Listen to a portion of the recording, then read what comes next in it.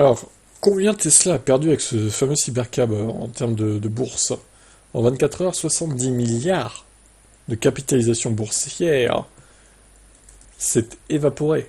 Waouh, ça fait 8,8% en gros. Cette somme représente plus que la valeur boursière de ses rivaux, c'est-à-dire Ford et General Motors, 43 et 54. Les critiques sont nombreuses, pas assez de détails, un véhicule trop futuriste, une homologation impossible. Le spectacle hollywoodien tape à l'œil orchestré par Tesla n'a pas suffi.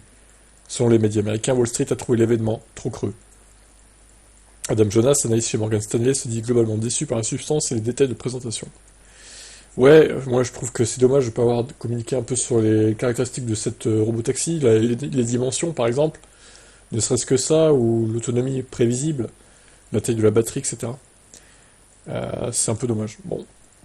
De son côté, Tony Koonagi, analyste chez Bernstein, je sais pas comment on dit, ou Stein, qualifie la démonstration de décevante et étonnamment dépourvue de détails. D'autres experts parlent du manque de visibilité à court terme, ou encore d'une conférence trop vague. Même les partisans de longue date de Tesla n'ont pas accroché. Tous conviennent que Musk et ses équipes auraient dû passer plus de temps sur les détails. Lors de l'événement, Tesla a surpris tout le monde en présentant la future voiture autonome de monsieur et madame tout le monde. Le Cybercab sera normalement commercialisé auprès du grand public, alors qu'on s'attendait à une offre à la Waymo. Autrement dit, un service de taxi autonome comme il en existe dans quelques grandes villes américaines et chinoises. Tesla souhaite donc aller plus loin et mettre ça dans les mains des particuliers dès 2026, des véhicules sans pédale ni volant. Pourquoi pas, mais ça manque réellement de concret. Aujourd'hui, les lois ne permettent pas aux voitures autonomes de rouler n'importe où. Et la marque n'a donné aucune indication et les évolutions réglementaires à venir ou sur la manière dont elle s'est comptée s'y rendre. Et Trump, du coup, ça on l'avait vu dans une précédente actu, qu'il disait qu'il veut faire interdire les voitures autonomes dans le futur s'y repasse. Donc c'est complètement en contradiction avec ce que veut faire Elon Musk, qui lui-même soutient Trump. Va comprendre. D'autres experts restent toutefois optimistes et voient de nouvelles possibilités pour la conduite autonome. Dan Ives, partisan de longue date de Tesla, a écrit qu'il n'était pas d'accord avec l'idée que la soirée était une déception. Il assure même avoir quitté l'événement en étant plus optimiste sur l'avenir de Tesla. D'autres ont également trouvé que l'événement était à la hauteur du battage médiatique. Ouais, alors l'événement, désolé, mais déjà il commence avec 50 minutes de retard. Le non-respect pour ceux qui se sont levés en Europe est total. Ensuite, ils ont parlé quoi, 22-23 minutes. Bah d'ailleurs, il y a toute l'interview que j'ai traduit en français sur la chaîne, hein, si vous avez vu. Il y a déjà plus de 1200 vues, je crois. Donc oui, je pense que vous l'avez vu du coup.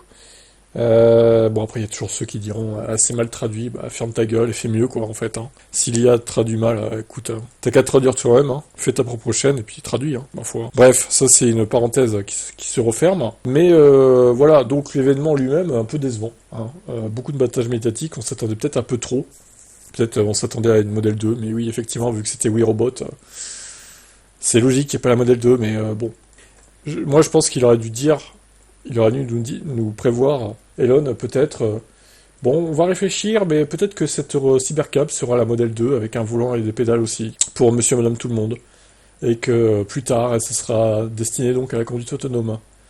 Il aurait pu nous dire au moins que cette voiture servira de base à la voiture à bas coût, quoi. Ça aurait pu, je pense, rassurer les investisseurs aussi, qui nous disent ça. Mais bon, il l'a pas fait. Donc au final, cette voiture, elle est sympathique. Il y a un énorme coffre, donc il y a que deux places, hein, par contre, forcément, mais je la trouve pas mal, moi, quand même, en termes de volume et de ligne. Mais elle sera destinée qu'à la conduite autonome. Donc pour les Européens, ça sera pas avant 10-15 ans, à mon avis. Et pour les US, ouais, 5 ans peut-être, allez. Ça va peut-être être plus rapide aux US, mais bon. Bah, bref, de toute façon, on a fait le tour hein, de ce Cybercab, je crois que on radote un petit peu et attendons de voir où ça va nous mener maintenant dans les prochains mois. Si la bourse va remonter, je pense que ça va remonter au bout d'un moment quand même. Mais il va falloir qu'ils sortent vite le modèle Y restylé hein, pour que, on va dire que ça masque un peu la déception de cet event. Allez, je vous laisse commenter, ciao.